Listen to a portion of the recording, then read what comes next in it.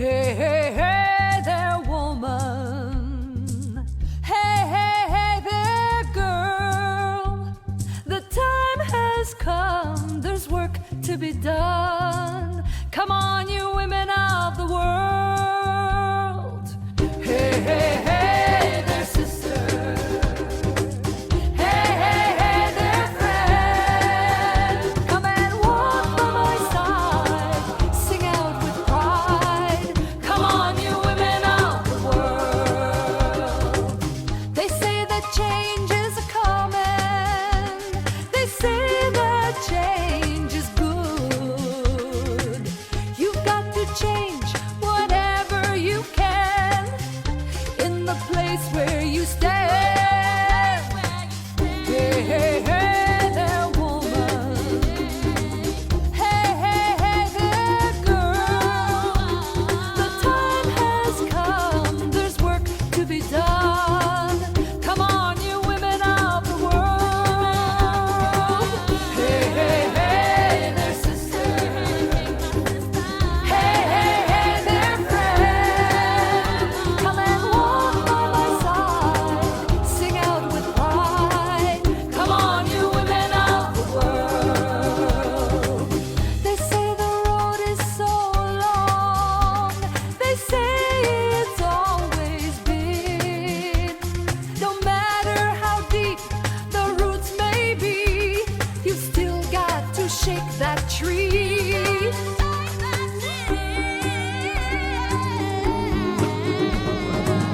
Hey, hey, hey there, woman. Hey, hey, hey there, girl. The time has come, there's work to be done. Come on, you women of the world. Hey, hey, hey there, sister. Hey, hey, hey there, friend. Come and walk by my side. Sing out with pride. Come on, you women of the world. Come on, you women of the world. Come on, you women of the world.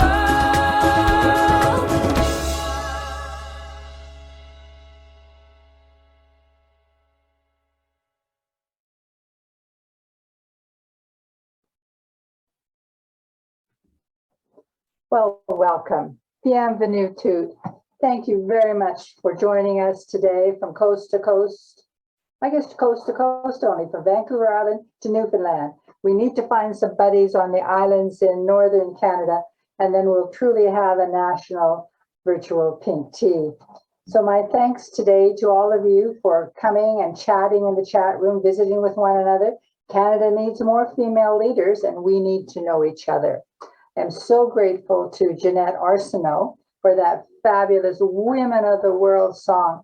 I always find it very energizing and encouraging. And it certainly could have been the team song for Team Canada, couldn't it, at the Tokyo Olympics? All the fabulous female athletes, the Olympians that we met over the last couple of weeks, and we're going to toast them later. And of course, I think next week or maybe the week after, we'll be able to celebrate the Paralympians that are going to start their Olympic journey too. Since we spoke in in July, the famous Five Friday event, we've had a small, wonderful achievement, and that is we have a new sponsor. And it's the School of Business at the University of Calgary, the Haskayne School of Business. We're very proud to be affiliated with this organization that prepares women to be entrepreneurs, but also to be significant business leaders. So our thanks to the Dean, to Jim DeWald, for linking us up with their faculty, with their students, and with the women of the world. Our presenting sponsor for these virtual pink teas is Enbridge. Thank you, Enbridge. And one of the benefits is that we get to meet some of their remarkable female leaders. And today it's Kimberly Grant. Kimberly is the manager of diversity, inclusion, and talent acquisition strategies for Enbridge. She has been an executive coach. She's also earned her MBA with a specialty in human resources management. And as a result, she's described as an equity champion. Also, her teams really appreciate the fact that they enjoy their journey as they complete their goals. So it is time to think of Kimberly not only as a corporate person, but also as a private person. As a volunteer, she's been involved for many years with the Ride to End Cancer. She also volunteers at the Calgary Humane Society and as a mentor at the Haskayne School of Business. So a nice little circle today with Haskayne. So Kimberly, thank you very much to your colleagues at Enbridge. And I turn the program over to you to introduce our fabulous leaders and role models of today. Thank you, Frances. It's an absolute honor to be here today on behalf of Enbridge. We've been a proud supporter of the Famous Five Foundation for nearly 20 years, and we truly do believe in the Foundation's vision to champion Canada's female leaders. We share this goal within Enbridge and continue to work on our commitment to diversity and inclusion as part of our environment, social, and governance goals. In 2020, Enbridge added inclusion as one of our core values, and we continue to see increased representation at senior levels where 36% of our board of directors are women and 31% of all leadership roles are held by women. We're also working to increase representation of ethnic and racial groups, Indigenous peoples, veterans, and people with disabilities. In addition, Enbridge is taking our commitment to a new level with sustainability-linked bonds, which is the first for the North American midstream sector. These bonds directly link our financial strategies to our diversity goals and shows that we're serious about being a leader in this space. It's now my absolute pleasure to introduce a remarkable Canadian, the Honourable Dr. Vivienne Poy. Many call her a Renaissance woman because she's excelled in a number of different fields. Coming to Canada to study at McGill, Dr. Poy has contributed much to Canadian society. Her outstanding leadership in the fields of fashion, education, public policy, and community service is greatly admired. In 1998, she became the first Canadian of Asian descent to be appointed to the Senate of Canada, where she focused on gender issues, multiculturalism, immigration, and human rights, and was instrumental in recognizing May as Asian Heritage Month across Canada. We can also thank Dr. Poy for her leadership in shifting the language of our national anthem to true patriot love in all of us command. And then there's the personal side of her life. Dr. Poy enjoys being the wife of a surgeon, the mother of 3 sons, and a proud grandmother to 4 grandchildren. She's mentored many young women, and one of them joins us today as our VIP host. Dr. Poy met Sarah Hussaini when Sarah was a young child. Their mutual interest in current affairs and politics resulted in Sarah studying both at the University of Toronto and the Paris Institute of Political Studies. Subsequently, Sarah worked in the field of economics and lately has been at the forefront of the federal government's response to COVID-19. As the Chief of Staff to the Federal Minister of Innovation, Science and Industry, Sarah now helps shape policies and programs to grow and diversify our economy. Now it's time to meet and learn from 2 exceptional Canadians. Sarah, over to you.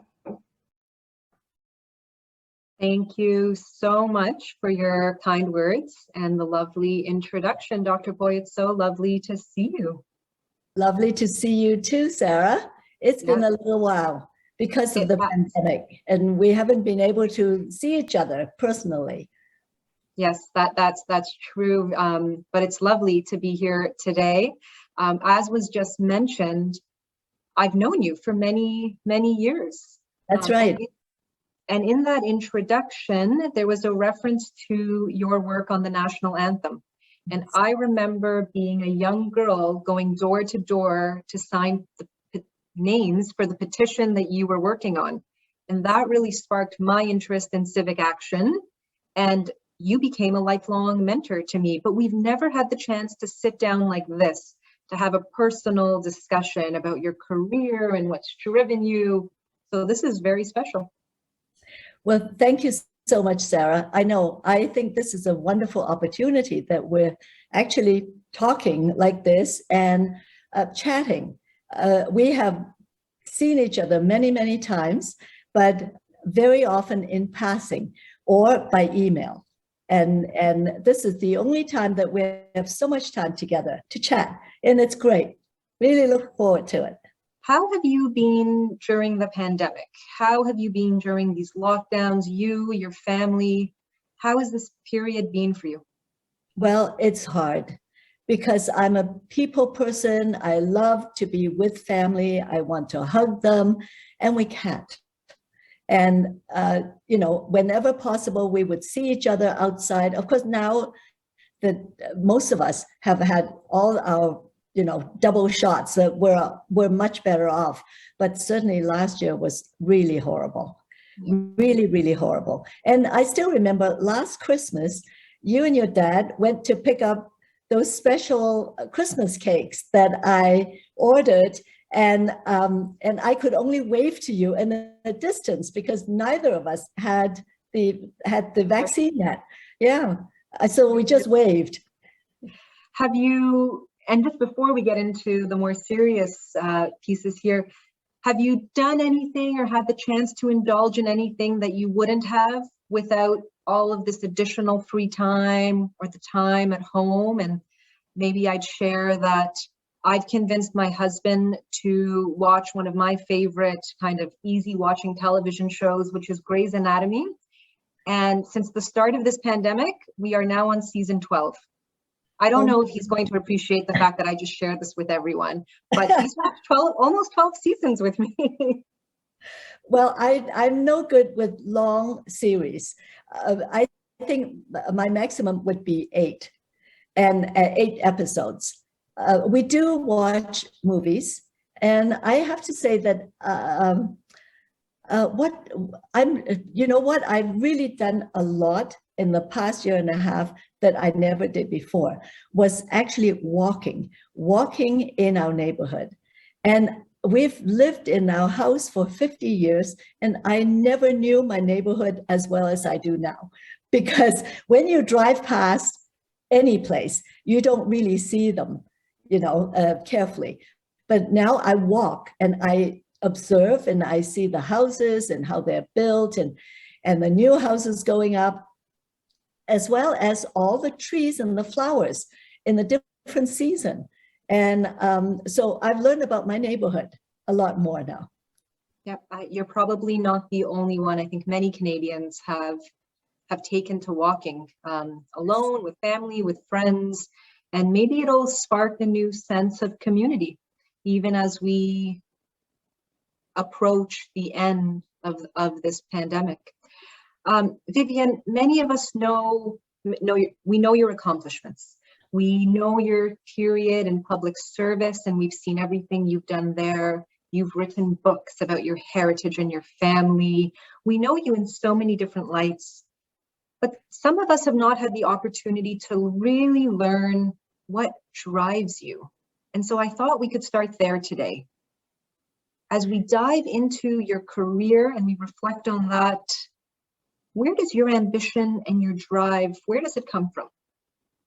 Well, I have thought about that myself, because even at a very young age, I have always believed that I could do whatever I wanted and I could do it well.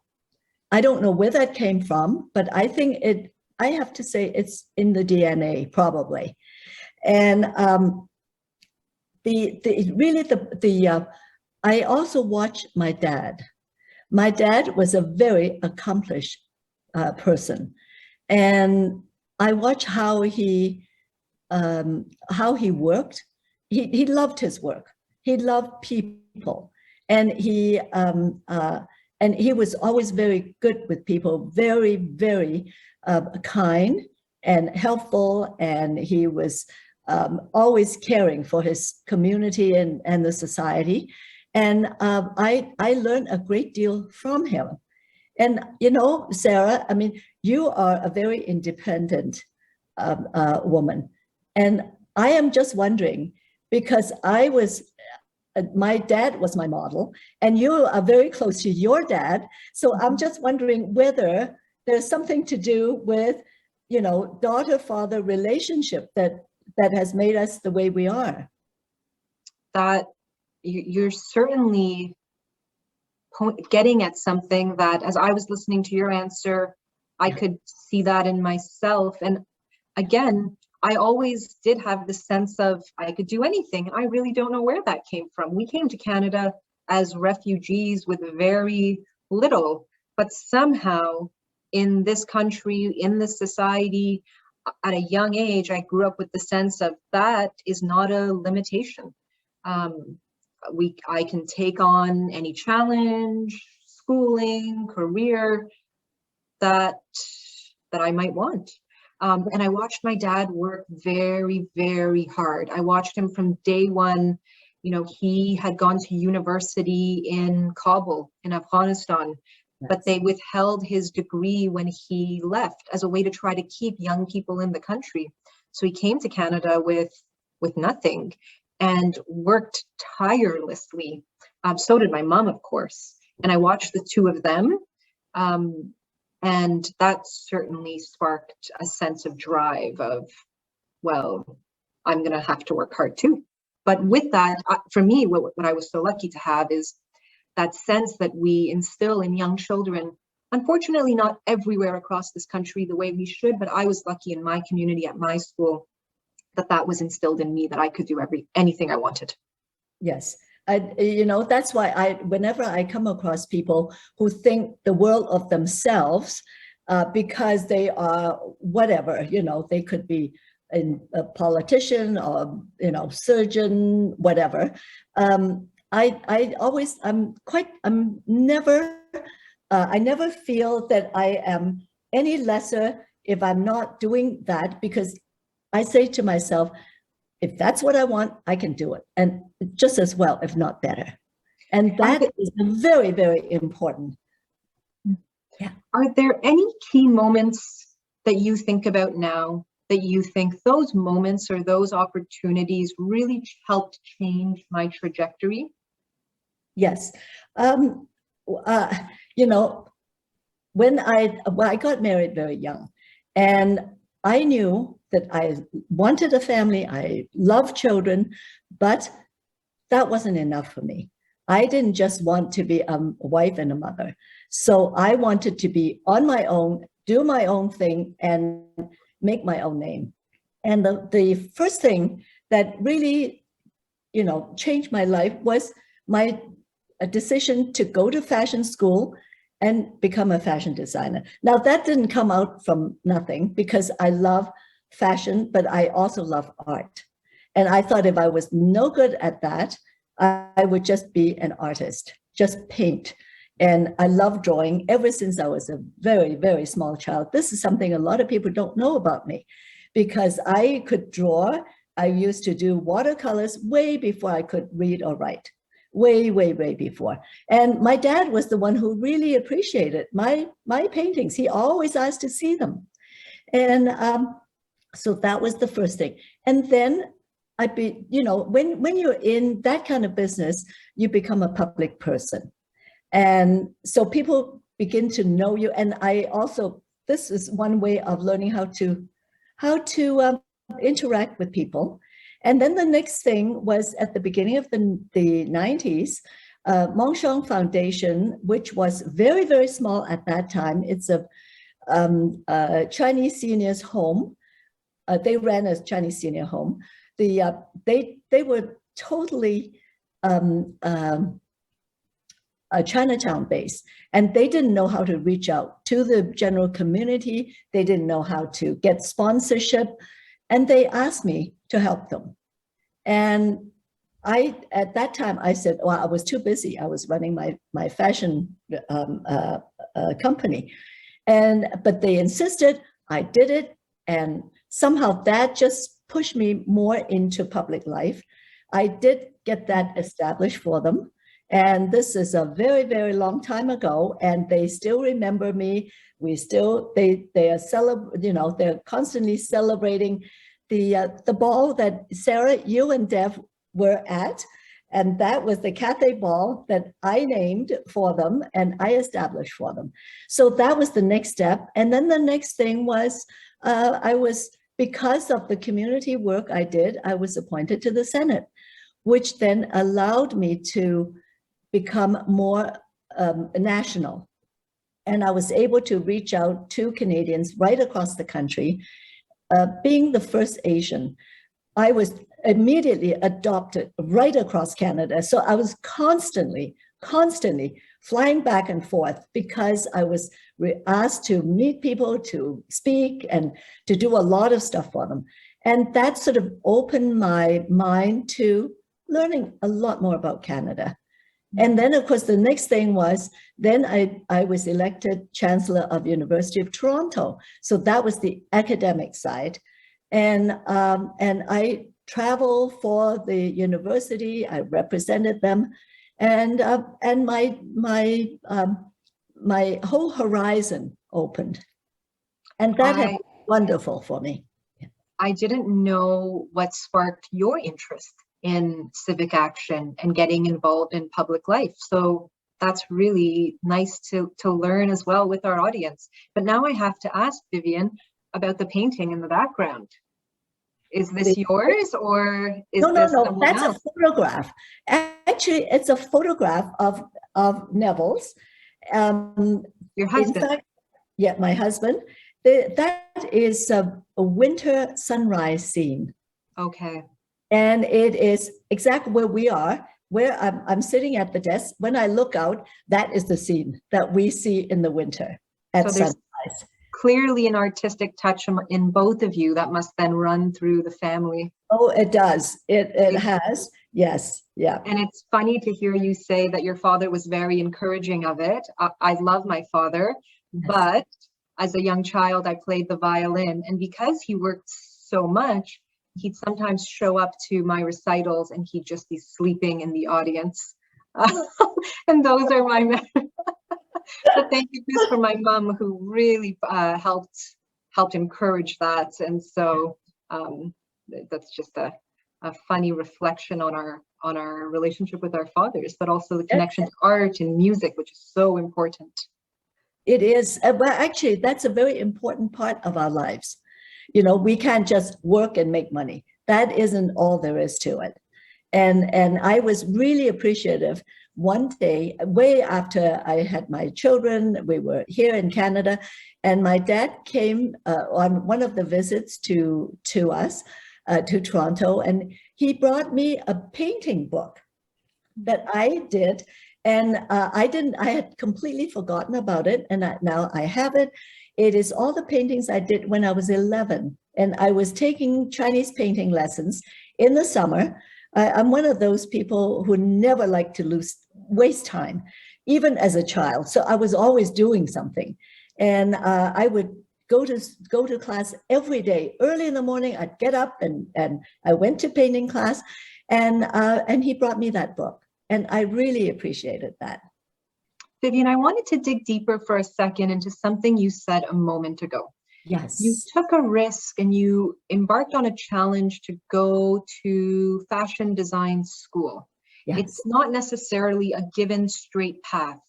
And particularly, that can at times be difficult for women who come from Asian communities like you and I do, where you're expected to take perhaps a bit of a more formal, established route when it comes to your studies or your career.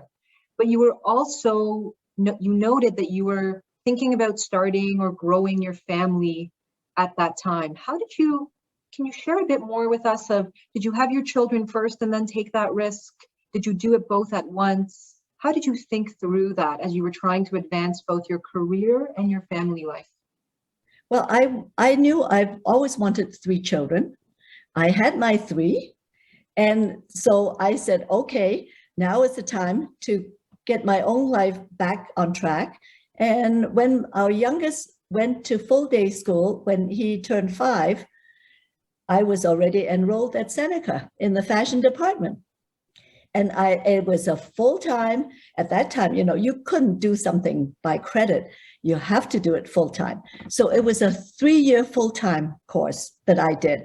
Now, I know there were friends who had said to me, well, why don't you just, run your business, hire a designer and let them do the thing.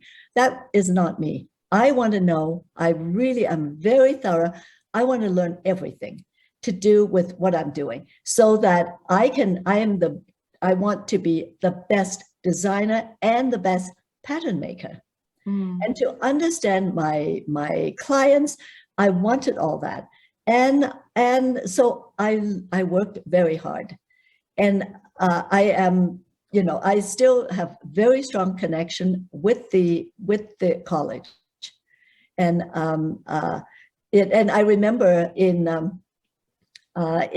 pattern making, I remember the teacher who was there even way after I left, and she said to me one day, she said, whenever the students complain about the hard work, she would always use me as an example. I had a husband, of 3 children, a family to run, and I was the best student. So they had to work hard. They had no reason to complain. And then your work continued and you were ultimately appointed to the Senate. And that's where you really picked up on the fight for gender equality at a time where maybe institutions like that were not as open and more progressive as they have started to become now. Can you share with us a little bit about what drove you then? Probably not a lot of allies to begin with, and yet you took on that work. How was that? Because I believed in it. Just on a personal, in a personal way, I have always believed that I'm equal to everyone. So no one is ever going to tell me that I'm not. So therefore, you look at the anthem and we know what we've done, right? Not many of us, many of us have helped to bring the national anthem to to be inclusive. To me, it's inclusive of all Canadians. It is extremely important that, to me, that whenever I hear, in all thy sons come on, it doesn't make sense. So where am I? Where are the girls? The girls are not there. The women are not there. And even when you go back a few hundred years, when Canada first started, yes, in history, they only write about the men, but without the women, there is no Canada. And in an immigrant society, when people first established, you have to have both men and women. And of course, at that time, yes, I received a lot of people attacking me, but at the same time, I also had a lot of supporters. And that encouraged me to, and I knew I was doing the right thing. It doesn't matter. I never gave up, never gave up. So I knew, yeah, it was the right thing to do. So I were you able to find allies from within those organizations? Oh, You're yeah. working in these offices of power. You're working in places that govern laws and your colleagues. Yes. To really move things forward. How did you cultivate allies at that time? I make friends. You see, the thing is, you have to have friends to have things done. In life, you can't move forward without friends. And it is very important to know how to judge people. There are those who would never want to work with you for one reason or another. Then forget about them. But there will always be those who want to, who are really willing to help. And those are the ones that you convince to help you. And you get allies. And in fact, even though I had tabled the bill twice, and both times Parliament prorogued, the second time we were just very close to third reading and the final vote in the Senate. And I had unanimous support in committee. I mean, the support I had was unbelievable, but it was held up by one independent senator who did not want to, who just wanted to drag it on because he was hoping that that Parliament would prorogue. And unfortunately, it did. So then the bill died the second time. And of course, after that, a lot of Canadians would know that then very soon after the government changed to, it was Harper who formed the government. And it was then that I asked Nancy Ruth to take over, because she had moved from independent to a conservative caucus. And I knew she was a supporter. And then, you know, we worked together. And then there were many others who came after. So it's not just women who supported me. A lot of men do too. I wanted to take a moment and also ask about your work on anti-racism. Yes. And one of the things I have not said to you before, Vivienne, is how inclusive I have felt, because I have been involved at times in your work on Asian Heritage Month. Yes. And I find that there are times within organizations where Asian heritage or a focus on Asian history tends to focus on East Asia. Yeah. And as someone from Central Asia or South Asia or the Middle East, where we can be left out of that at times. And I have, so I want to thank you for this, really found that your work on Asian Heritage Month has truly been inclusive of all of Asia. And you've put so much focus on that. So I'd love to hear about that, but also we'd be remiss to not talk a little bit about COVID-19 and the racism that has emerged during this specific period as well. Well, to me, I know a lot of, to me, these are the people who are uninformed or badly informed. They think Asia means East Asia. Asia does not mean East Asia. Asia means East Asia, Central Asia, South Asia, Southeast Asia, and West Asia. And it's huge. And in fact, during the debates, after I tabled the motion to declare May as Asian Heritage Month, I spoke about that. And some senators got confused. They didn't know where Asia ends. In fact, Asia is the largest continent in the world. And we comprise with the greatest number of the world population.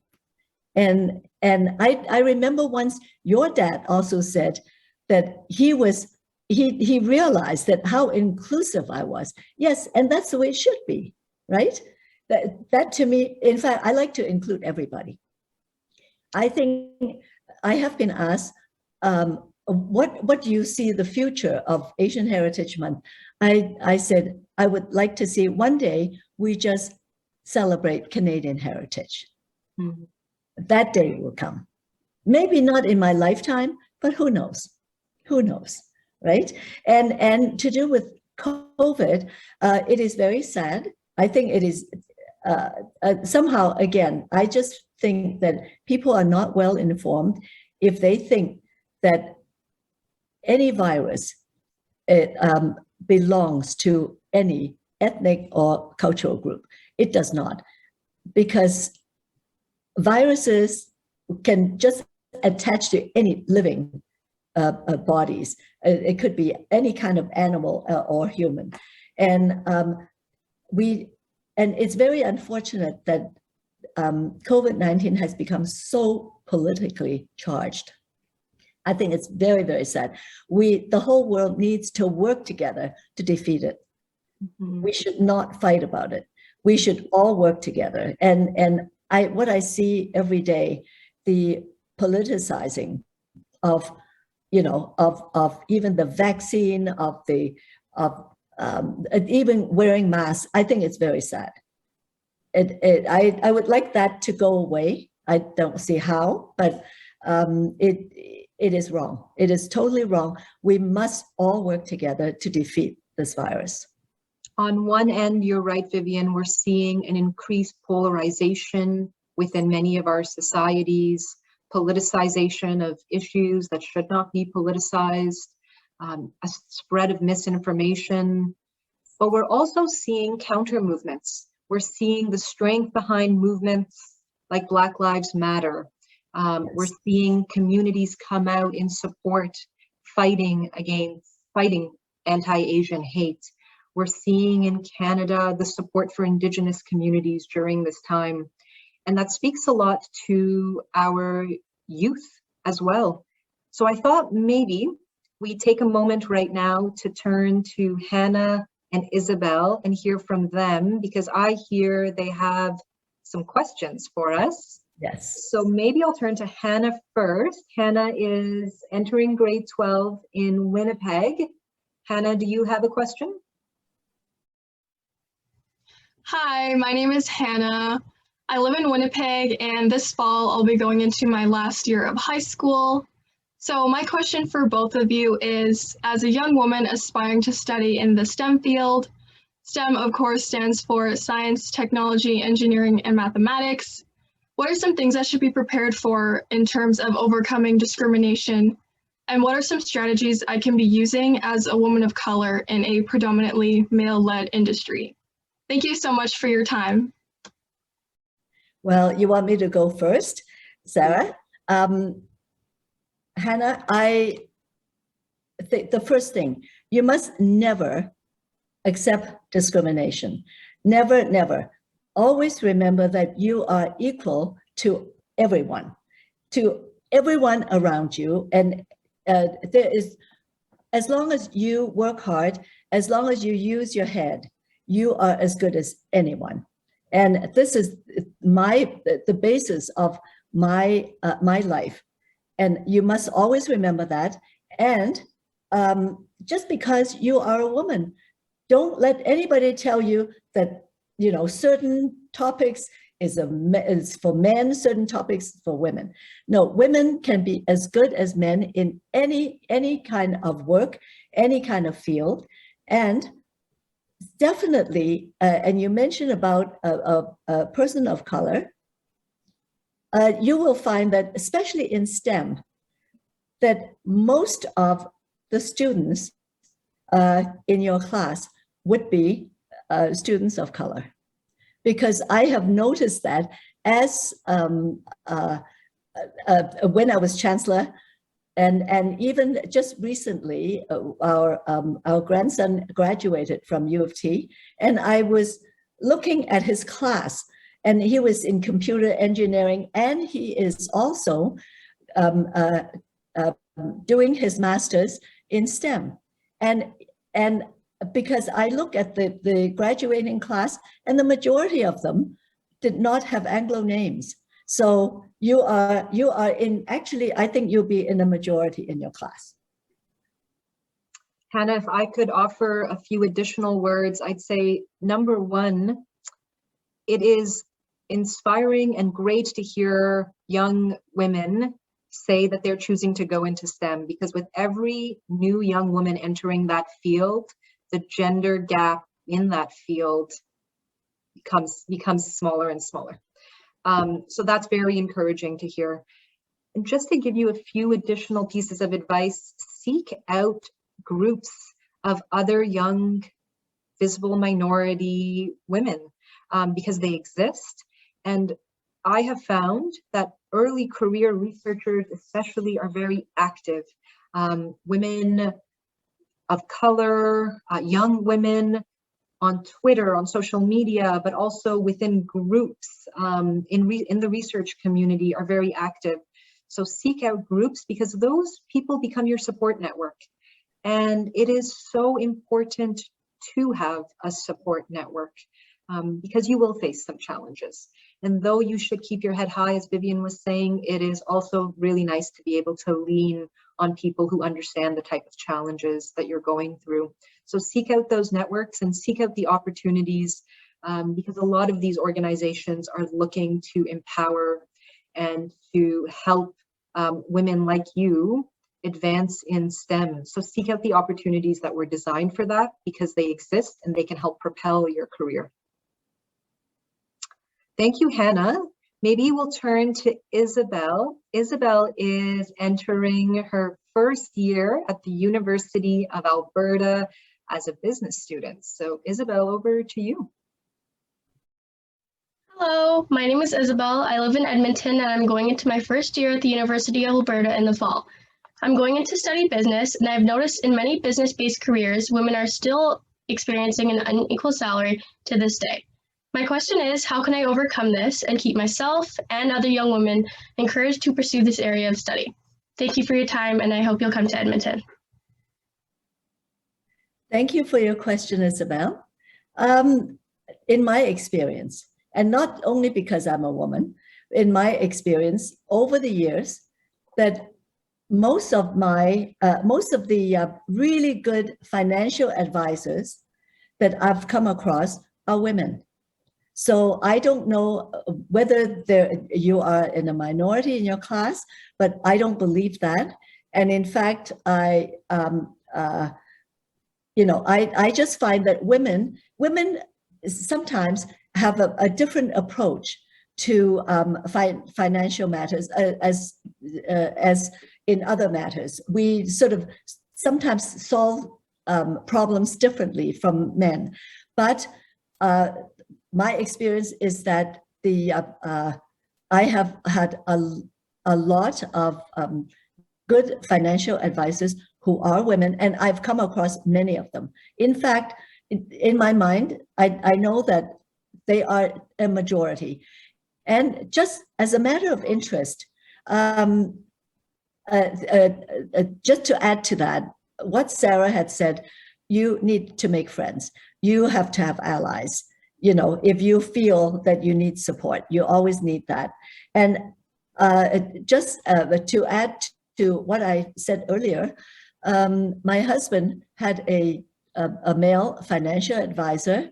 I have a woman, and he recently moved to my financial advisor because he thought mine was better. So if that makes you feel any better, please take heart.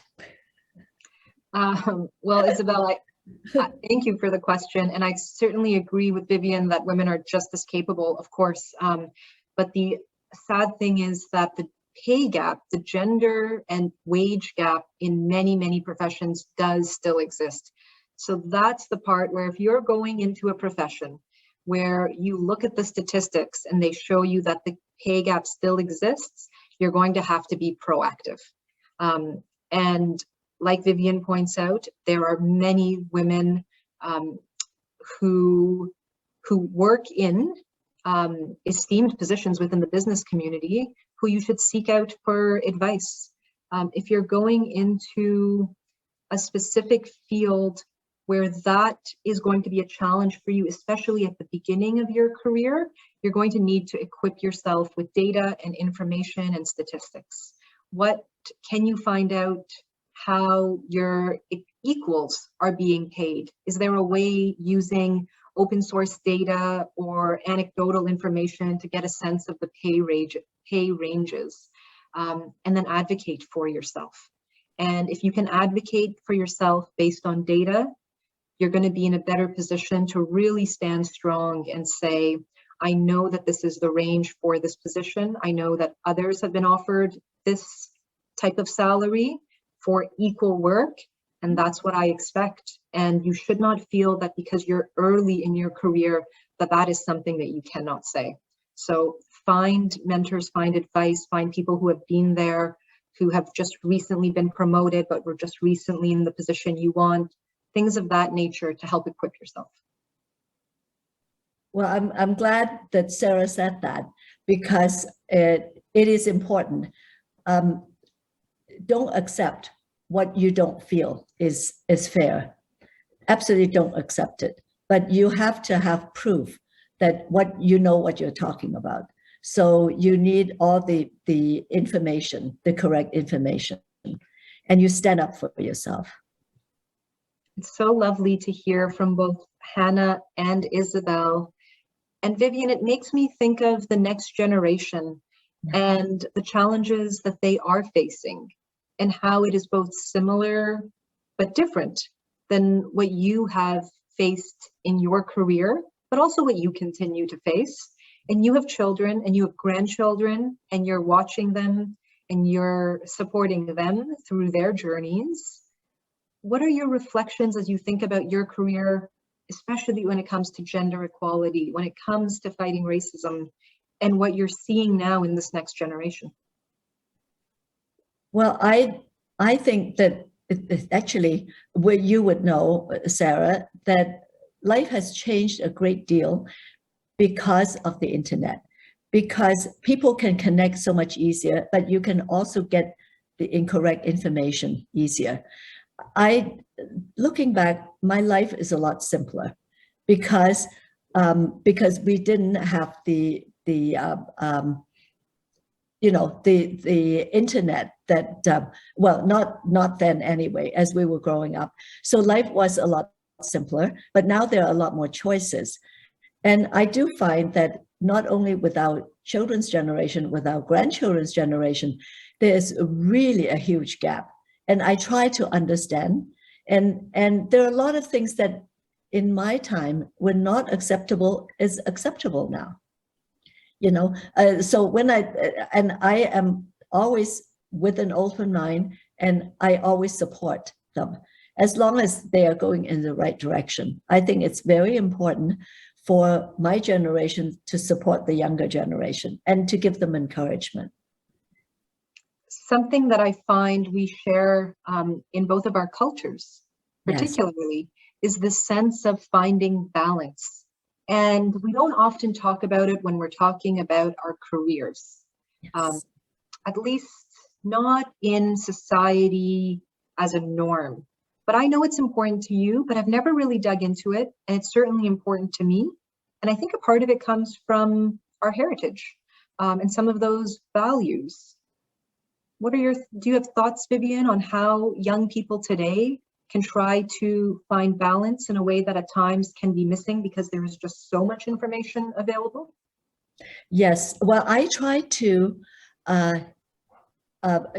talk about it and impress upon them. To me, the values is very important. Family is very important. And I always have stress on that, and it has rubbed off on them. To them, it doesn't matter, whether it's children or grandchildren, they know family is important. And they know that they know we value our environment.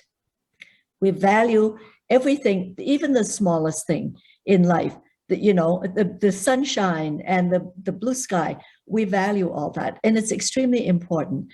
And I think that our connection to nature, perhaps it is, to me, it is an Asian culture, because you see a lot of poetry, paintings. It's about the clouds and the mist and the sky and all that. And I think that's extremely important. It sort of grounds us. And we may have picked up on it from our Asian cultures, but it's in many cultures, there are different iterations of this. I'm in Tofino on vacation right now, so I'm joining you folks from holiday here. And I've had the opportunity, as I've been across Vancouver Island, to learn about the Indigenous connection to nature here and their history of it as the first peoples on this land. And that is just something so incredible. But you really have to take a moment and pause from all of the other urgencies of life to try to find it. Oh, absolutely. And I do take my time, especially early in the morning. I just like to look at the sky. I like to look at my sunrise and it grounds me. Or I love gardening. I love working with the soil because that grounds me. And it takes stress away. It's extremely, extremely important. And I don't know whether it is the way I grew up. I don't know.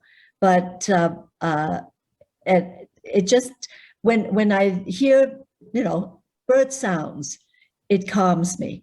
And or even insect sounds. I love frogs chirping or heat bugs. It brings back my childhood memories. All that is just as important as, work. It's just as important. We need the balance. I wish I could open the window here for you so that you could hear the sound of the ocean Oh, yes. just outside my window. I thought maybe, Vivienne, you could leave us with a final thought, some final advice for young women, for women in general, for people of color, around the pressure that we feel at times to succeed in our careers, in many of these things that require active reflection, active actions, as the pressures that we face in our careers as women or people of color. There is a sense of pressure to always try to get it right, to be able to move forward faster. But balancing that with what you and I just talked about, of the other things that are important in life. So I just wanted to see if you had any final thoughts for us. Just personally, I believe that we can do it. Some women think that they just have all they can do is work. They can't have a family. I believe you can have both. I believe it's a matter of being able to just take your time and think. Give yourself a few minutes during the day or first thing in the morning. Just sort of sort out your thoughts. I think that's very important. Also, knowing very well that you can do your best, but we all make mistakes. We absolutely all make mistakes. Every generation make our own mistakes. We have to accept it. And we have to accept what has gone wrong, and we move on. And Vivienne, maybe I can just pick up with that comment, because as you know, the famous five, like many Canadians, were not perfect, and we're not in favor of people of color coming to Canada. But yet when we asked you in 1997, when we were just starting, we had no reputation, we came to you and said, Vivienne, will you please be our third donor? You studied the history of the famous five, and you still agreed to help us build the monuments in front of the Senate of Canada and Olympic Plaza. Why did you do this, Vivienne? Because what they did was important for Canadian women and for Canada. Just think if they didn't do what they did, and it's only, I mean, what they, today you can say, well, the famous five only did a portion of what today Canadian women need. Yes, but every step is important. And also, to me, they were nation builders. They were important. Now, we cannot judge what happened before. You know, people who live at a different time, we can't judge them by today's value. It is not possible. And they did the best they could for what they knew. And they, you know, to me, that was enough to me to support. That was important. Every step of the way, it is important. Today, we see things very differently now, but we have to accept history. That is part of the history. And it is important that to know that, to learn from history, but you can't change it. We need to learn from it and move on. Thank you very much, Vivienne. A question has come into us from the audience, and Sarah, you touched on it, but for the two of you, just to briefly describe so that you can help Hannah and Isabel even more than you have with your practical advice, how can a person overcome a racist an incident? What do you do when someone says something racist to you? Perhaps I'll start with you, Sarah. Sure. It's hard to call it out. It's hard to acknowledge it. And I think that's the challenge so many times. Do we take an uncomfortable moment and swallow it and try to move past it for the sake of politeness? Or do we let that awkward moment, that uncomfortable moment, rest for a few more seconds by acknowledging that the comment was misplaced or misinformed, And it takes a bit of courage to do that, especially depending on who the comment comes from. But for us to see change, we need to find ways to constructively, in different social settings, be able to note it. And it's not always about shaming the person who makes the comment, but providing the group and the others listening a reminder, depending on the severity of the comment, that it's unappreciated, unwelcome, or just misplaced, misinformed, wrong. Thank you, Sarah. Vivienne, how would you Yes, answer that? well, just as an example, the anti-Asian racism group that has been formed in Canada, and I know in the US as well, it is very important. As a single person, it is difficult, depending on where the comment came from, or if it's, you know, if it's an act of violence, then you don't really want to get hurt or get into a fight. But you have to work as a group against it, and you know, to be able to speak out whenever you can. And I do, and I've done that many times in a public setting. I have spoken up, and now if there's anything that, depending on the situation, there are times that I don't accept it, and I would face it. I would really come up and speak up, and it depends on the situation very often. Thank you, Vivienne. Well, both of your comments, I'm sure, have been very helpful in that regard. And we've just had one of the viewers reach out to say that she'd be willing to help mentor Hannah and Isabel as they go forward in their careers too, which is a wonderful example of women supporting women. While the conversation could go on for much longer between the two of you, and we would certainly enjoy that, it's time for our famous 5 lightning round of questions where I make a statement and you just give me an answer in 1 or 2 words, please. So the first question is, when I am confused, I ... Vivienne, when you are confused, you... I would just take a break. I would go out to nature and just calm myself, and try to listen to birds. If it's in the winter and no birds singing outside, I would turn on my YouTube with the bird sound. That always calms me. Or water sound. Water. Sarah, how about you? In 1 or 2 words? When I'm confused, I stop and think. So when you're scared, what do you do? Vivienne, in 2 words, 3 words, what do you do when you're scared? When I'm scared, if I would do a very similar thing, but I also, if I'm at the cottage as I am now, I would get into the lake. I feel that I feel very safe in water. And I think it is very primal feeling, because that's where we came from, you know,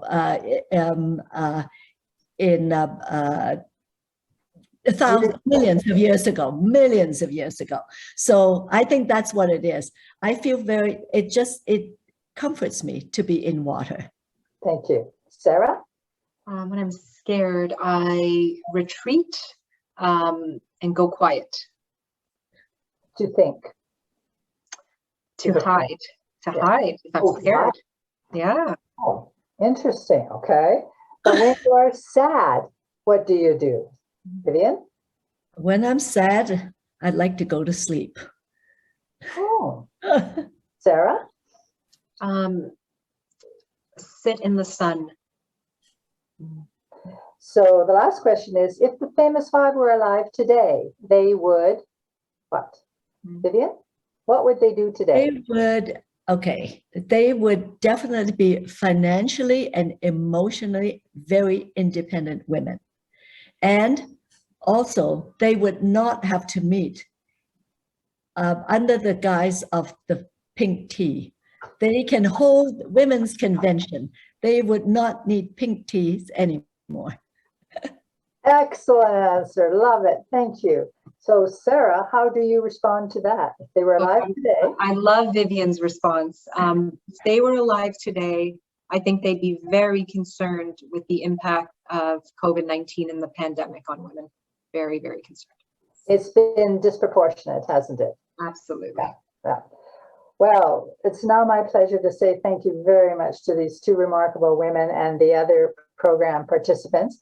And since we're at a pink tea, we're going to raise a teacup or a glass or a mug. And the first person we're going to pay tribute to is Vivienne. And I would just like to say how grateful the Famous Five and millions of Canadian women are to you, Vivienne, for first of all agreeing to help fund the Famous Five monument 20 some years ago. Secondly, for your work as a mother of the anthem. And I must admit, I was very hesitant in asking you after you'd kindly supported our monument, maybe half a year later, Vivienne, will you please help us with this other challenge? We think it's time for the anthem to be restored. And you picked up that challenge and took it to schools, to organizations, to the media. You built a wonderful bond with Canadians over this issue, despite the fact that there were some who opposed it. So, Vivienne, we are very, very grateful for your leadership in the past and your leadership today, and look forward to even more. So, dear friends, if we might raise a cup in toast to Vivienne, to the wonderful Vivienne Poy. To Vivienne. Thank you. And now to Sarah, and it's been a delight to meet you, Sarah, and I think you might have another career in journalism if you decide to change, although I do hope you'll stay within the public policy theme. You have given us a sterling example of the benefits of mentoring to both sides, It's a wonderful experience, and thank you very much for your leadership in distributing the COVID to Canada. I think we're the most vaccinated country in the world, and for your ongoing support of innovation, science, That's and technology. And industry. Industry. Thank you. Yes. So to Sarah, our VIP host today, with all the things that you do to lead in Canada. Thank you. Thank you. Sarah. And we need to thank also our other program participants, to Kimberly Grant from Enbridge, to Hannah and Isabel, who have such bright futures and bright futures for us too. So good luck at school, girls, and at university, and Kimberly with Enbridge. So a toast to Kimberly, to Isabel, and to Hannah. Thank you. And while we're toasting, remember those fabulous female Olympic athletes? Let's just have a toast to them and Team Canada, to Team Yes. Canada and female Olympic athletes of Canada. Well, this was a marvelous conversation. Thank you. I'm now going to ask our talented AV crew at Encore to let the participants relax while I just bring you a little bit of Famous Five Foundation news. The first thing is, as you probably know, we launched our newsletter called We Are Persons News, and that went out, I think, a couple of weeks ago, and it'll come monthly with ideas of action, calls to action. It'll have information and also hopefully inspiration, so that you apply to be a senator, like Vivienne was. Vivienne didn't apply, but she was recommended and she was chosen. Now it's an application process. So please apply, or nominate somebody, or encourage somebody else to apply. It's on the Government of Canada site and also in our Famous Five newsletter. The other legacy of the Famous Five is, of course, voting. And here in Calgary, we're going to have a municipal election on October 18th. But it seems like our Prime Minister is going to be paying a visit to our wonderful new Gigi, the Right Honourable Mary Simon, to ask that Parliament be prorogued. So, dear sisters, please go out and vote. You know, I'd like to say vote early and vote often, but only just vote early. And I think more of us are going to vote by mail this time, so please do that. And perhaps think about being a candidate. Not all the parties have nominated all their candidates, or go out and support a woman. So we have more women, because as Vivienne said, without the women, there is no Canada. That's a terrific phrase. We're going to definitely use that again. The next Famous Five Friday happens on September the 10th. And Famous Five Fridays are days when women feel more empowered and there are more opportunities for them. On September the 10th, we will be meeting with Chantal Petty-Clerc, who is now, but maybe after the Paralympics it'll change, Canada's most decorated Paralympian. And she too is a senator and one of the mothers of the anthem. So please join us on September the 10th. And lastly, send us suggestions for who you would like us to meet next year, because we're putting together our virtual Pink Tea series and would love your ideas. We read everything and really appreciate you taking the time. So our last toast is to each and every one of you, because we are all leaders. Some of you to many, many people. So please, in a strong, clear voice, say, to me, I'm a leader too. So to me, I'm a leader too.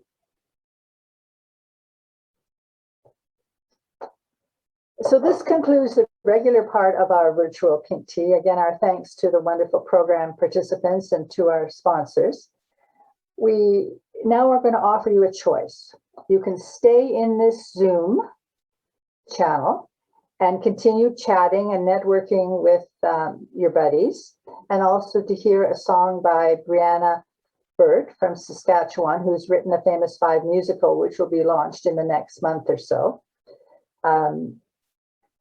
So you just stay on, or you can help us launch Après Tea, Après Pink Tea.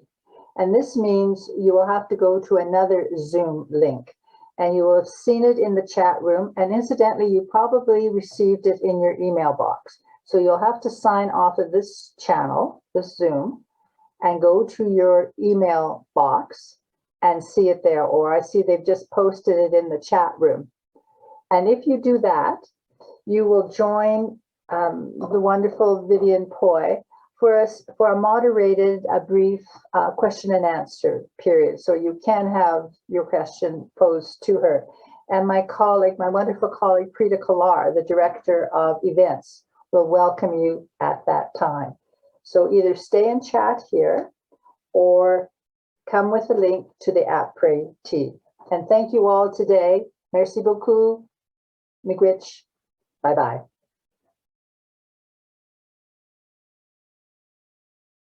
Hi, I'm Brianna Burt from Saskatoon. I'm going to share with you a song I wrote for the musical The Famous Five. I envision Nellie McClung singing it, and she is holding a mock parliament disputing why men should have the vote. And in this song, I also have the men disputing why women should have the vote. And I called this song Women.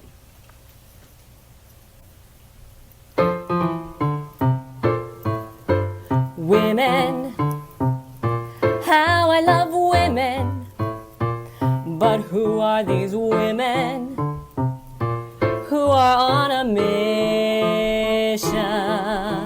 Ladies can't be politicians. They haven't got quite enough smarts or the right body parts to make decisions.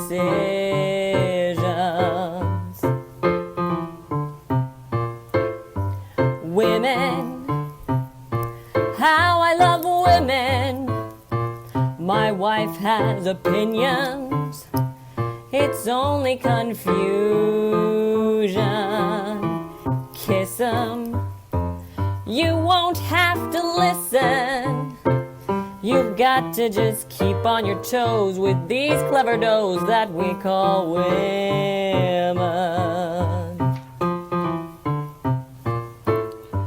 Women will make it very clear you are wasting your breath and you don't belong here. Women have voices like you men. If you tell us we can't, we won't stop till we can. All right, men, you think you're the only ones who can play this game? You men, young men and old men, can't trust or believe them, need women to lead them, leave them. At home, it's no question.